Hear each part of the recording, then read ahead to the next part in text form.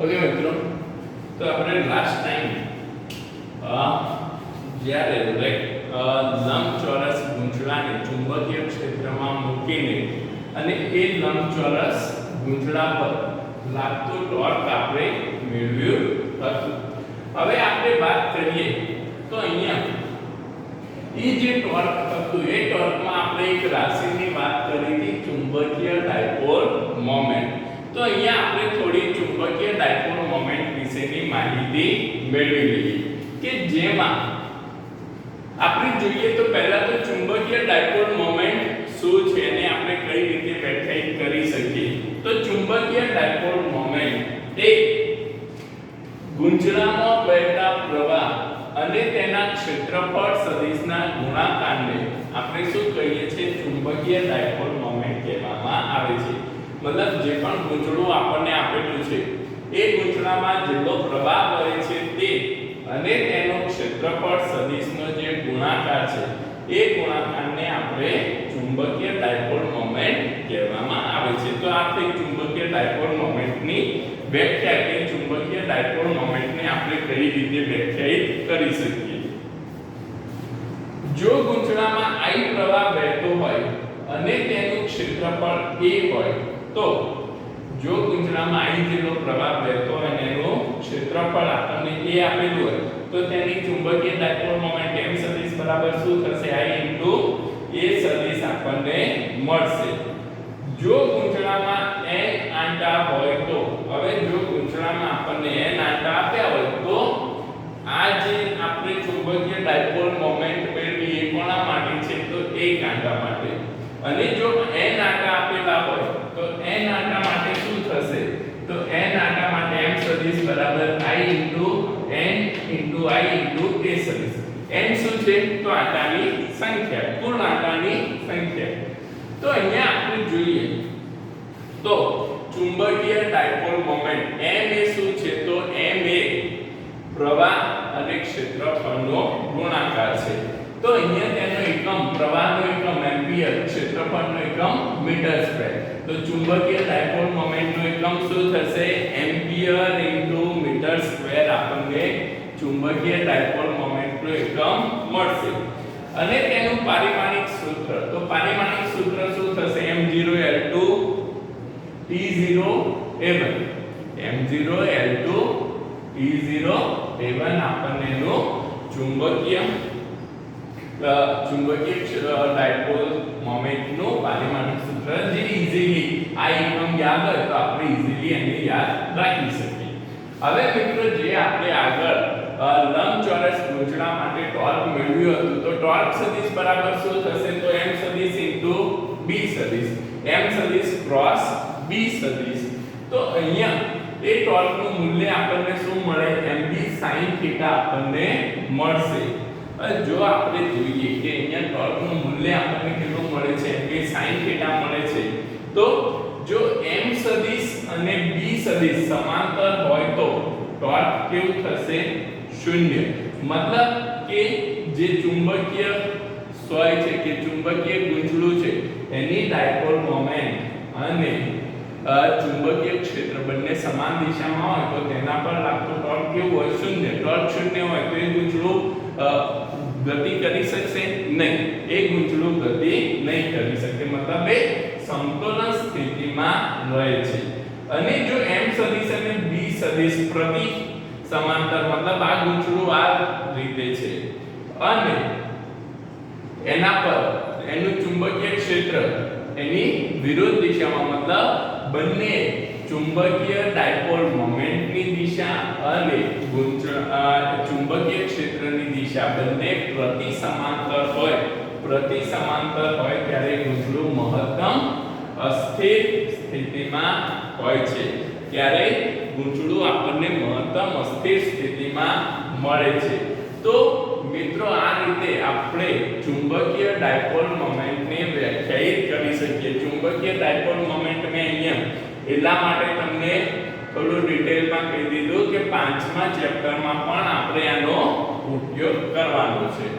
તો અહીંયા આપણને આ ચુંબકીય ડાયપોલ મોમેન્ટ તમારે ધ્યાનમાં રાખવાનું છે. ઓકે, તો એ તમે તમારી નોટબુકમાં લખી લો.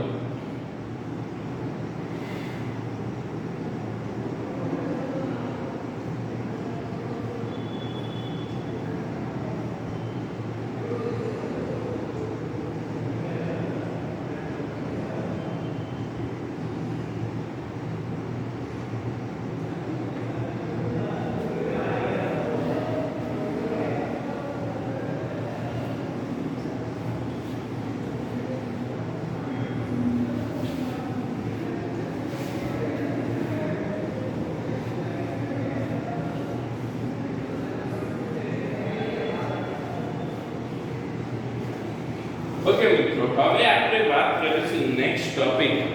તો આપણે આગળ જોઈ ગયા વિદ્યુત પ્રવાહ આધારિત વર્તુળાકાર ગૂંચળા માટે આપણે ચુંબકીય ક્ષેત્રનું મૂલ્ય મેળવ્યું હતું. હવે જે વિદ્યુત પ્રવાહ આધારિત ગૂંચળું છે એ વિદ્યુત પ્રવાહ આધારિત ગૂંચળા માટે આપણે એની ચુંબકીય ડાયપોલ મોમેન્ટની વાત કરીશું. તો ચુંબકીય ડાયપોલ તરીકે વિદ્યુત પ્રવાહ આધારિત ગૂંચળું કઈ રીતે વર્ક કરે છે તે ચુંબકીય ડાયપોલ તરીકે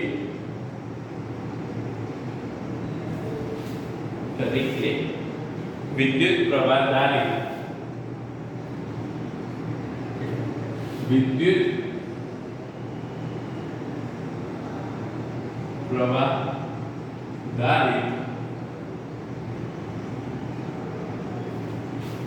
વિદ્યુત પ્રવાહ આધારિત વર્તુળાકાર ગૂંચળું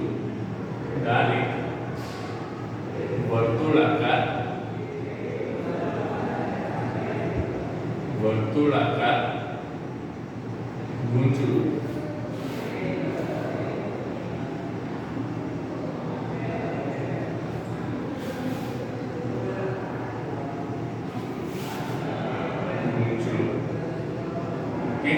મિત્રો.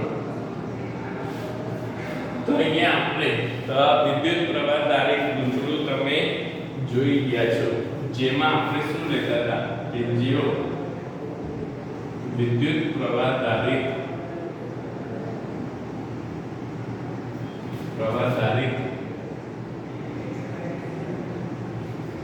ગૂંચળામાં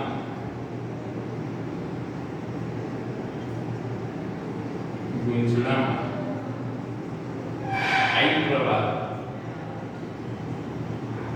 વહન પામે તો તેની અક્ષ પર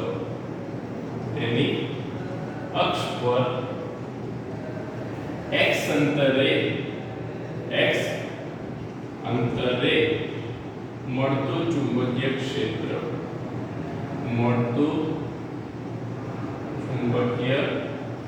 ક્ષેત્ર તો મળતું ચુંબકીય ક્ષેત્ર કેટલું હશે મિત્રો?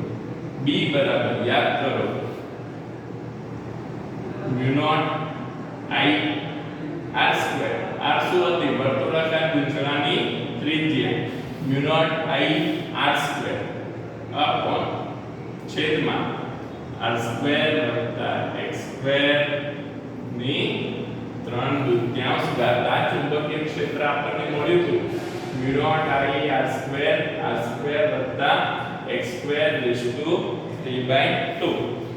તો જો અહીં x અંતર જે છે એ ત્રિજ્યા r કરતા ઘણું મોટું છે. x is very greater than r. x અંતર r કરતા ઘણું મોટું છે. તો આપણે b ને શું લખી શકીએ? b બરાબર ચુંબકીય ક્ષેત્ર b. એ કન્ડિશનમાં ચુંબકીય ક્ષેત્ર b આપણને શું મળશે? μ0 I r2. જોજો અહીંયા x is very greater than r, તો છેદમાં જે r2 છે એને આપણે શું કરીશું? અવગણી નાખીશું. તો અહીંયા x2 એની કેટલી ઘાત? 3/4. તો x નો શું થઈ જશે? ઘન તો આપણને ચુંબકીય ક્ષેત્ર B બરાબર શું મળશે mu naught I 2r2 x2 છે તો 2x3 મળશે 2x3 મળશે. ઓકે મિત્રો, હવે આપણે અહીંયા જોઈએ તો B બરાબર હું અહીંયા ઉપર નીચે 2π વડે ગુણી લઉં, ઉપર પણ શું કરું છું 2π વડે ગુણી લઉં તો 2π મ્યુ નોટ I r2 છેદમાં પણ શું અહીંયા 2π વડે ગુણ્યા તો છેદમાં પણ શું કરવા પડે 2π વડે ભાગવા પડે તો 2 2π 4π 2 2π 4π x3 થશે 2 2π 4π તો એ આપણને શું મળશે x3. ઓકે મિત્રો, હવે અહીંયા આપણે જોઈએ તો પાઈ r2 શું છે ગૂંચળાનું ક્ષેત્રફળ થાય પાઈ r2 વર્તુળાકાર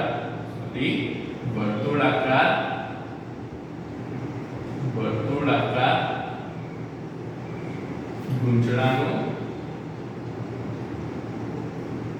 ક્ષેત્રફળ પાઈ r2 તો આપણને ખ્યાલ છે કે ભાઈ વર્તુળાકાર રિંગ હોય, વર્તુળાકાર રિંગ જેની ત્રિજ્યા r છે, r ત્રિજ્યાની વર્તુળાકાર રિંગનું ક્ષેત્રફળ કેટલું મળે પાઈ r2 મળે. તો એને આપણે ક્ષેત્રફળ a તરીકે દર્શાવી દઈએ તો ચુંબકીય ક્ષેત્ર B આપણને શું મળશે તો પાઈ r2 તો શું થઈ ગયું a તો 2 મ્યુ નોટ I a ભાગ્યા છેદમાં 4π x3 પરંતુ આપણને ખ્યાલ છે પરંતુ I into a તો શું છે m I into a તો શું છે m તો અહીંયા I into m ની જગ્યાએ આપણે મૂકીએ તો B બરાબર 2 મ્યુ નોટ I ની જગ્યાએ શું થઈ જશે મિત્રો m upon 4π x3 તો જેને આપણે સદિશ સ્વરૂપે B સદિશ બરાબર શું મળશે તો મ્યુ નોટ upon 4π કૌંસમાં 2 ડાયપોલ મોમેન્ટ સદિશ છે into x3 તો આપણને આ શું મળ્યું તો x અક્ષ પર કાપો વર્તુળના કેન્દ્રમાંથી પસાર થતી અક્ષ પર મળતું ચુંબકીય ક્ષેત્ર છે. કોના સ્વરૂપમાં ડાયપોલ મોમેન્ટના સ્વરૂપમાં. આ શું થશે તો સપોઝ ધારો આ વર્તુળાકાર રિંગ છે, આ વર્તુળાકાર રિંગની અક્ષ ઉપર આ એની શું થઈ કેન્દ્રમાંથી પસાર થતી અક્ષ થઈ તો એ અક્ષ પર મળતું ચુંબકીય ક્ષેત્ર આપણને મળે છે. હવે મિત્રો તમે અહીંયા જુઓ તો આ જે ચુંબકીય ક્ષેત્ર છે તેને આપણે વિદ્યુત ડાયપોલ સાથે સરખાઈએ તો વિદ્યુત ડાયપોલ E સદિશ બરાબર શું હતું તો E સદિશ બરાબર PE સદિશ upon 4π epsilon naught into x3 તો આ શું થયું વિદ્યુત ક્ષેત્ર યા વિદ્યુત ડાયપોલ મોમેન્ટ નું x અક્ષ પરનું વિદ્યુત ક્ષેત્ર વિદ્યુત ડાયપોલ નું એની અક્ષ પરનું x અક્ષ એટલે એની અક્ષ અહીંયા આપણે x લીધો છે એટલે x અક્ષ કહીએ છીએ મતલબ અક્ષ પરનું આપણને વિદ્યુત ક્ષેત્ર મળે છે. તો તમે અહીંયા જો તો PE શું હતું તો PE આપણું ચુંબકીય વિદ્યુત ડાયપોલ મોમેન્ટ. PE શું છે વિદ્યુત ડાયપોલ મોમેન્ટ. m સદિશ શું છે ચુંબકીય ડાયપોલ મોમેન્ટ. B શું છે ચુંબકીય ક્ષેત્ર. E શું છે ચુંબકીય ક્ષેત્ર. મ્યુ નોટ બરાબર શું થાય તો મ્યુ નોટ અહીંયા મ્યુ નોટ ની જગ્યાએ tends to 1 by epsilon naught થયું. Mu naught tends to 1 by epsilon not.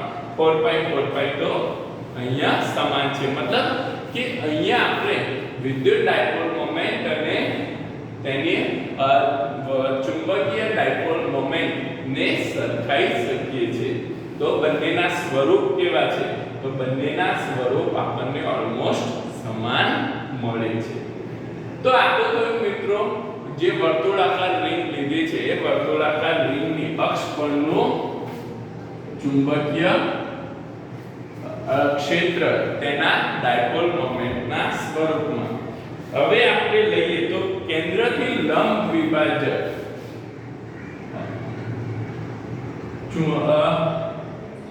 મૂંઝડાના વર્તુળાકાર મૂંઝડાના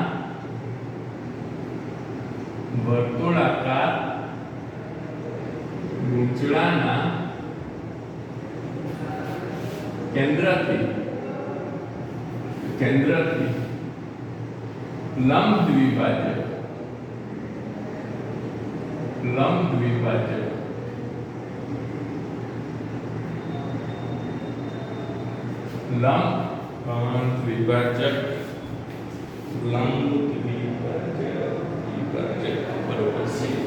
લંબ દ્વિભાજક પર મળતું ચુંબકીય ક્ષેત્ર.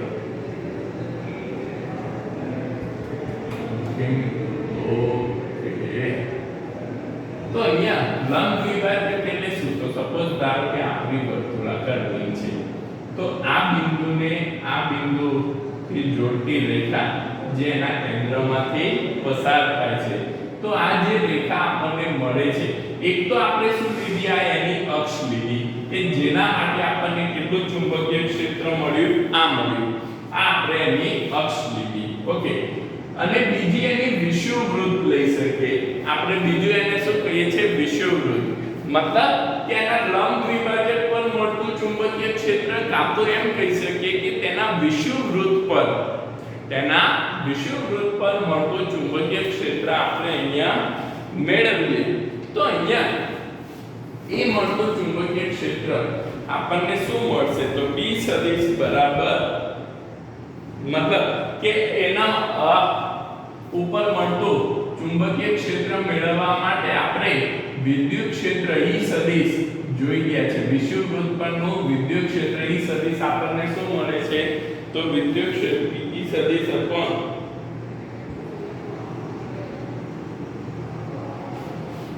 તો કે અહીંયા 2PE 2 છે ને, આ 2PE થશે.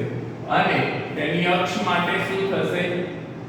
PE સદિશ બરાબર 4 pi epsilon naught into x3. આ શેના પર? તો એની અક્ષ પર. અને આ શેના પર?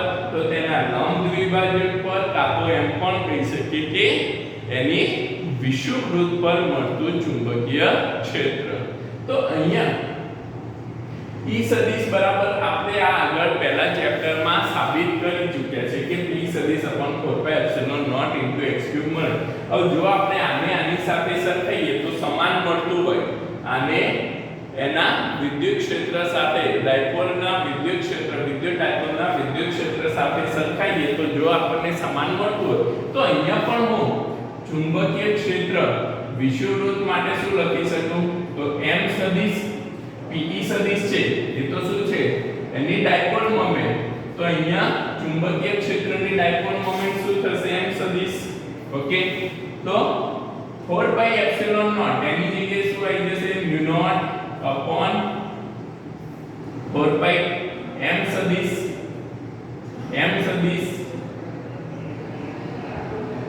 ઇન્ટુ અપોન x3 આપણને મળશે.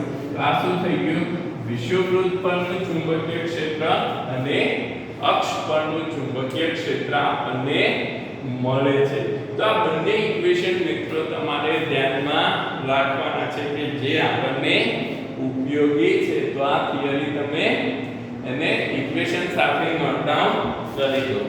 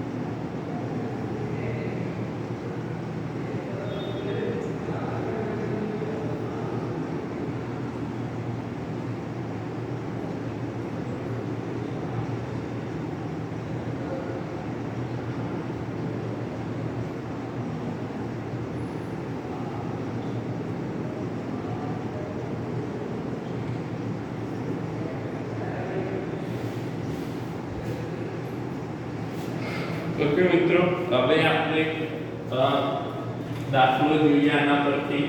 તો એક આપણને ઉદાહરણ 4.11 આપણને આપેલું છે, જે આમ તો આખું ઉદાહરણ તો ઘણું મોટું છે, પણ એમાંથી આપણને પાર્ટ પાડીને મતલબ કે નાના પાર્ટમાં અમુક ક્વેશ્ચન પૂછી શકે. તો ઉદાહરણ આઈએમપી છે, કરવું જરૂરી છે. તો અહીંયા આપણે જોઈએ તો ઉદાહરણ 4.11 આપણને શું આપેલું છે. તો પાસે વીંટાળેલા 100 આંટાવાળું 10 સેન્ટીમીટર ત્રિજ્યાનું એક વર્તુળાકાર ગૂંચળું 3.2 એમ્પિયર વિદ્યુત પ્રવાહ ધરાવે છે. તો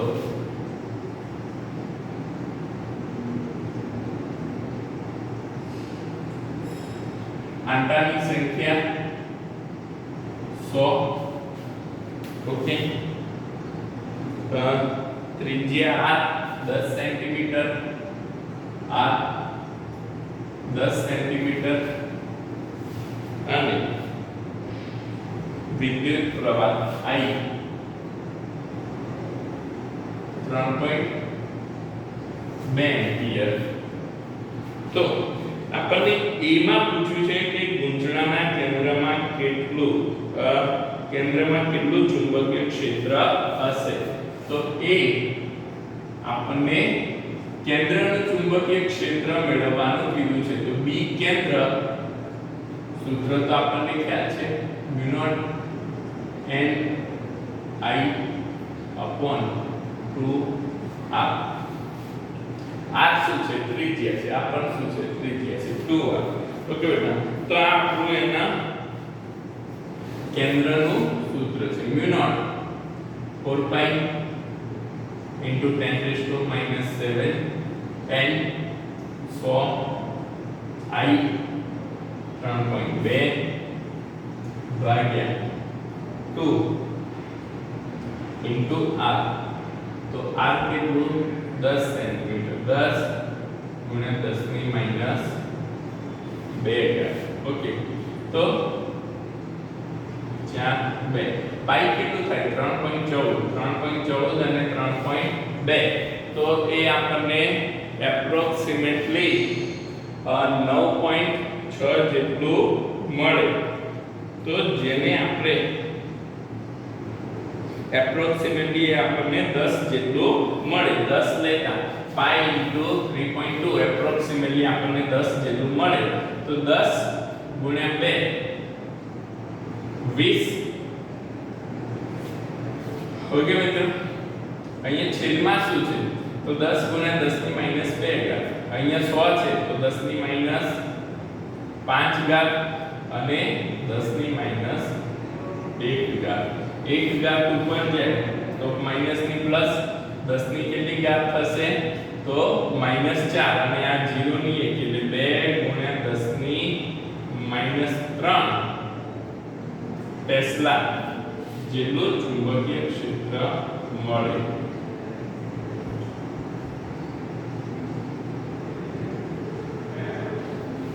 આટલું ચુંબકીય ક્ષેત્ર આપણને મળે છે. ઓકે, તો આપણને આ મળ્યું કે હવે એનો બી પાર્ટ જોઈએ. બી પાર્ટ થોડો પ્રશ્ન આપણને લાંબો આપ્યો છે. એ પ્રશ્ન તમે ચોપડીમાં જોઈ શકો છો કે પ્રશ્ન શું આપ્યો છે. હું તમને ખાલી અહીંયા પ્રશ્ન શું છે એ સમજાવી દઉં છું. ઓવર. તો ગૂંચળાની ચુંબકીય મોમેન્ટ કેટલી હશે? તો પહેલા તો આપણને ચુંબકીય મોમેન્ટ m શોધવાનું કીધું છે અને બીજું એમ કીધું છે કે આ ગૂંચળું છે એ શિરોના સમતલમાં એવી રીતે રાખેલું છે કે જેથી તે તેના વ્યાસ સાથે એક રેખાસ્થ એવી સમક્ષિતિજ અક્ષ પર મુક્ત રીતે ભ્રમણ કરી શકે અને 2 ટેસ્લા જેટલું નિયમિત સમક્ષિતિજ ચુંબકીય ક્ષેત્ર એવી રીતે પ્રવર્તે છે કે જેથી શરૂઆતમાં ગૂંચળાની અક્ષ પર આ ક્ષેત્રની દિશામાં હોય અને ચુંબકીય ક્ષેત્રની અસર હેઠળ આ ગૂંચળું 90 ડિગ્રી જેટલું ભ્રમણ કરે છે. મતલબ કે મિત્રો, સપોઝ આપણે કોઈ વર્તુળાકાર રિંગ લઈએ, એ રિંગના સામેમાંથી આપણે એના એક દોરો બે કાણા પાડી એના કેન્દ્રમાંથી એ દોરો પસાર થાય અને એ જે રિંગ હોય એ રીતનું આપણે એને રાખેલું છે. હવે શરૂઆતમાં શું થાય છે તો શરૂઆતમાં ચુંબકીય ક્ષેત્ર એની અક્ષની દિશામાં મતલબ આ ગૂંચળું છે આ ગૂંચળાની અક્ષની દિશામાં ચુંબકીય ક્ષેત્ર રહેલું છે. મતલબ કે ગૂંચળાની અક્ષની દિશામાં ત્યારે થીટા શું થશે 0. પછી આ ચુંબકીય ક્ષેત્રની અસર હેઠળ ગૂંચળું કેટલું પરિભ્રમણ કરે છે 90 ડિગ્રી જેટલું પરિભ્રમણ કરે છે. મતલબ શરૂઆતમાં ચુંબકીય ક્ષેત્ર 90 ડિગ્રી 0 ડિગ્રી પર 0 ડિગ્રી ખૂણો ચુંબકીય ક્ષેત્ર સાથે બનાવે છે અને પછી આ જે રિંગ છે કે ગૂંચળું છે એ ચુંબકીય ક્ષેત્ર સાથે 90 ડિગ્રીનો ખૂણો બનાવે છે. તો આપણે ટોર્ક મેળવવાનું છે. આપણે ટોર્કની કિંમત મેળવવી પડશે.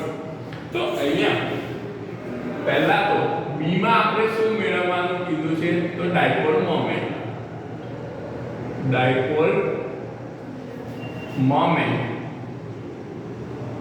તો ડાયપોલ મોમેન્ટ શું થશે મિત્રો તો ડાયપોલ મોમેન્ટ m બરાબર આપણે મૂલ્ય જ મેળવવું છે NIA શું થશે m કારણ કે આકારની સંખ્યા n આપી છે એટલે આપણે m બરાબર શું લઈશું NIA. જો આંકડાની સંખ્યા 1 આપી હોય તો આપણે શું લઈએ I * a.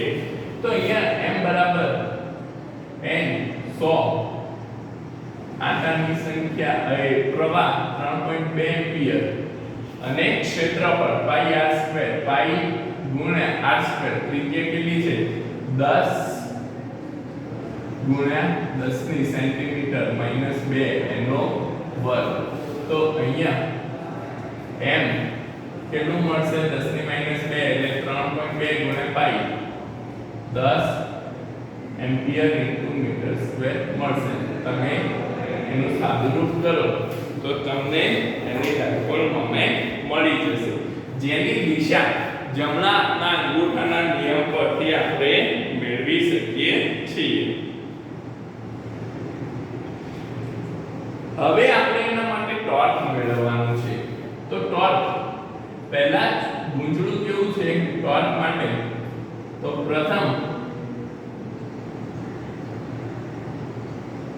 ગૂંચળું ચુંબકીય ક્ષેત્રની ગૂંચળાની અક્ષ ચુંબકીય ક્ષેત્ર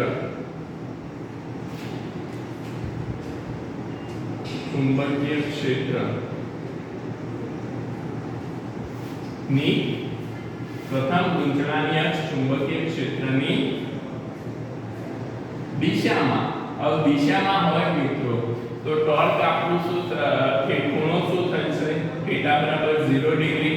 તો ટોર્ક બરાબર શું થશે ટોર્ક સદિશ m સદિશ ક્રોસ b સદિશ મતલબ આ આપણને શું મળશે mb sin થીટા. કેટલું મળશે mb sin થીટા.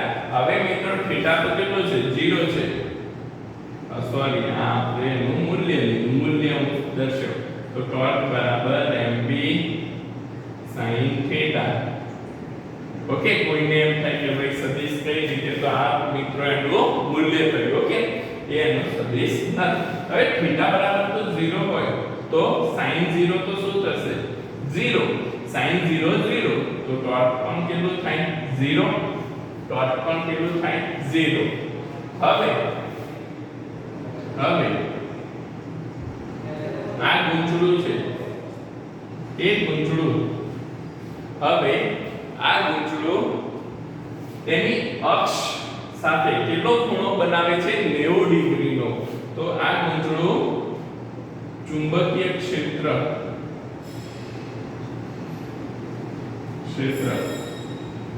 સાથે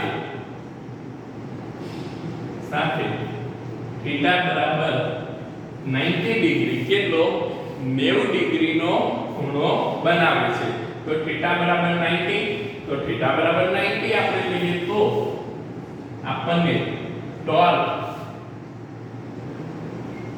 mb sin 90 મળશે. sin 90 શું થઈ જાય? તો sin 90 1 m કેટલું 10 અને ચુંબકીય ક્ષેત્ર આપણને કેટલું મળ્યું? તો ચુંબકીય ક્ષેત્ર કેન્દ્ર આગળ 2 × 10 ની માઈનસ ઓકે અહીંયા આપણને ચુંબકીય ક્ષેત્ર 2 ટેસ્લા આપેલું છે. તો અહીંયા ચુંબકીય ક્ષેત્ર B બરાબર કેટલું લેવાનું છે? 2 ટેસ્લા. તો 10 * B * 1 તો ટોર્ક બરાબર 20 ન્યૂટન મીટર થાય ટોર્ક નો એકમ 20 ન્યૂટન મીટર આપણને મળશે. તો આ રીતે આપણે એક તો કેન્દ્ર આગળનું ચુંબકીય ક્ષેત્ર, એની ડાયપોલ મોમેન્ટ અને તેનું ટોર્ક મેળવી શકીએ છીએ. હવે મિત્રો આપણે તમે આટલું નોટ ડાઉન કરી લો A અને B પાર્ટ. તો આપણે C અને D આગળ ગણીએ.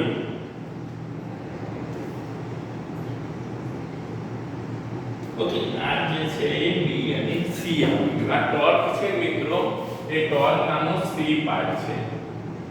આ એનો C પાર્ટ છે. ઓકે ટોર્ક એનો C પાર્ટ છે. તો આપણે અહીંયા હવે પછી D ગણીએ. આપણું નોટ ડાઉન કરો. આ A B અને C પાર્ટ થયો.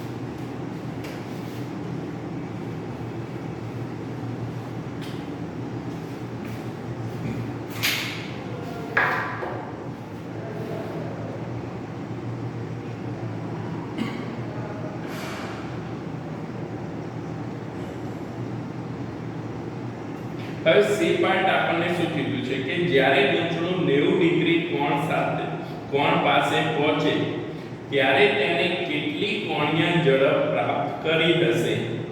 ગૂંચળાની જડત્વની ચાક માત્રા D પાર્ટ. હવે મિત્રો આપણે જોયું તો આ ગૂંચળું પહેલા ચુંબકીય ક્ષેત્રની દિશામાં મતલબ કે ખૂણો કેટલો હતો? 0 ડિગ્રી. પછી આ ગૂંચળું છે એ ગૂંચળો શું થાય છે? તો આ ગૂંચળો ચુંબકીય ક્ષેત્ર સાથે 90 ડિગ્રી મતલબ 0 ડિગ્રી થી ભ્રમણ કરી કેવું જાય છે? 90 ડિગ્રી સુધી જાય છે. ત્યારે આપણને એની કોણીય ઝડપ મેળવવાનું કીધું છે. 90 ડિગ્રીએ જ્યારે પહોંચે ત્યારે તેની કોણીય ઝડપ મેળવો. તો અહીંયા આપણે જોઈએ તો આપણને ટોર્ક બરાબર એક તો જડત્વની ચાક માત્રા આપણને આપેલી છે. I બરાબર જડત્વની મિત્રો આ એક પ્રવાહ નથી, જડત્વની ચાક માત્રા કેટલી આપી છે? 0.1 kg metre square. 0.1 kg metre square આટલી આપણને જડત્વની ચાક માત્રા આપેલી છે. હવે આપણે આને વાત કરીએ તો અહીંયા ટોર્ક બરાબર આપણને ખ્યાલ છે ટોર્ક બરાબર શું થશે? I * alpha. ટોર્ક બરાબર શું થાય મિત્રો? I * alpha. આલ્ફા શું છે? કોણીય પ્રવેગ. આલ્ફા શું છે? કોણીય પ્રવેગ. મતલબ alpha = d omega /dt. Alpha = શું થશે? d omega /dt. તો આપણે અહીંયા એને મૂકીએ તો શું થશે? તો ટોર્ક બરાબર I * d ઓમેગા /dt. હવે આપણે d ઓમેગા /dt આ તો કેવું છે? કોણીય ભ્રમણ કરે છે. ટોર્ક કોના માટે હોય? કોણીય ભ્રમણ માટે હોય. તો ટોર્ક બરાબર એક આપણને મળ્યું આ કોણીય ભ્રમણ. બીજું આ જે ચુંબકીય ગૂંચળું છે એ ચુંબકીય ગૂંચળા પર લાગતું ટોર્ક આપણને ખ્યાલ છે mb sin થીટા આ આપણું થઈ ગયું બીજું ઇક્વેશન બંને શું છે ટોર્ક છે જો બંને ટોર્ક હોય તો બંનેને આપણે સરખાઈ શકીએ I d omega by dt equals to mb sin theta mb sin theta pi into d omega by d of t હવે મિત્રો હવે d omega by d of t ને આપણે થોડું અહીંયા શૃંખલાનો નિયમનો ઉપયોગ કરીએ તો d omega by d of t બરાબર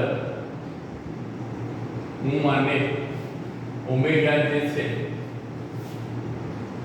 d omega by d theta ગુણે into d theta by dt લખી શકું એનું એક છે d theta કેન્સલ તો d omega by d of t થશે તો અહીંયા આપણે એને આ રીતે લખી શકીએ જ્યાં d theta by dt તો શું થશે d theta by dt d theta કોણીય સ્થાનાંતર અને t સમય તો એ તો શું થઈ જશે ઓમેગા કોણીય વેગ તો I into omega into d omega by d theta આપણને મળશે equals to mb sin theta સમજો I omega d omega ખ્યાલ આવ્યો d omega by d of t ને મેં શું કર્યું d omega by d theta into d theta by dt मतलब d और theta d theta કેન્સલ થઈ ગયું એટલે d omega by d of t થશે પણ d theta by d of t તો શું છે ઓમેગા છે તો એને આપણે ઓમેગા લઈ લીધો તો I into omega આમાં કિંમત મૂકીએ તો I into omega into d omega by d theta થશે equals to mb sin theta તો I into omega into d omega equals to mb sin theta into d theta સંકલન લઈએ તો અહીંયા ઇનિશિયલ કોણીય ઝડપ તો ઇનિશિયલ તો ગુંજળું કેવું છે સ્થિર છે તો ઇનિશિયલ કોણીય ઝડપ આપણે શું લઈ લઈએ 0 અને ફાઇનલ ઓમેગા f જડત્વની ચાર માત્રા I એ તો અચળ છે ઓમેગા into d omega થશે equals to m into b અચળ છે સંકલન sin theta into d theta હવે theta નું ભ્રમણ ક્યાંથી થાય છે 0 ડિગ્રી ટુ pi by 2 90 સુધી થાય છે તો theta નો pi by 2 90 સુધી કરીએ I into omega square by 2 omega નું સંકલન 0 to omega f equals to mb sin theta નું સંકલન minus cos theta pi by 2 to 0 pi by 2 to 0 okay મિત્રો ખ્યાલ આવ્યો બંને ઓમેગા નું સંકલન કરી લીધું અને sin theta નું સંકલન કરી લીધું આપણે તો હવે આપણે અહીંયા જોઈએ કિંમત મૂકીએ તો I/2 કોમન ઓમેગા f નો સ્ક્વેર minus 0 ઓકે મિત્રો mb minus cos pi by 2 minus cos pi by 2 minus અને minus cos 0 ખ્યાલ આ માઈનસ તો આવશે અને માઈનસ cos થીટા નો માઈનસ તો I/2 અહીંયા ઓમેગા f નો સ્ક્વેર ઇક્વલ્સ ટુ અહીંયા minus cos pi by 2 minus cos pi by 2 શું થાય મિત્રો તો 0 એ તો 0 થઈ જશે માઈનસ માઈનસ પ્લસ cos 0 તો 1 તો એ તો 1 થઈ ગયું અને આ I/2 છે I/2 આ બાજુ આવી જાય તો શું થઈ જશે 2 mb અને I છેદમાં 2mv/I તો ઓમેગા f વર્ગમૂળમાં 2mv/I આપણને મળશે. ઓમેગા f આપણને શું મળશે? વર્ગમૂળમાં 2mv/I, જેને આપણે કિંમત મૂકીએ ઓમેગા f બરાબર 2, n કેટલું હતું? 10, b કેટલું મળ્યું આપણને? b કેટલું આપ્યું તો 2 આપેલું હતું અને I આપણને કેટલું આપ્યું છે? 0.1. ઓકે મિત્રો, તો ઓમેગા f આને સોલ્વ કરીએ અંડર રૂટમાં 400, તો ઓમેગા f બરાબર 20 રેડિયન પર સેકન્ડ થશે. આ શું થશે? 20 રેડિયન પર સેકન્ડ. તો આપણને એનો ફાઇનલ વેલોસિટી મળશે. ઓકે, તો આ રીતે આપણે એને સોલ્વ કરી શકીએ. મોસ્ટ આઈએમપી આ પાર્ટ છે, ડી પાર્ટ આપણે ખાસ ધ્યાનમાં રાખીશું. ઓકે મિત્રો, તો આજે આટલું આપણે કરીશું. એ તમારે તમારી નોટબુકમાં નોટ કરી તમે આગળનું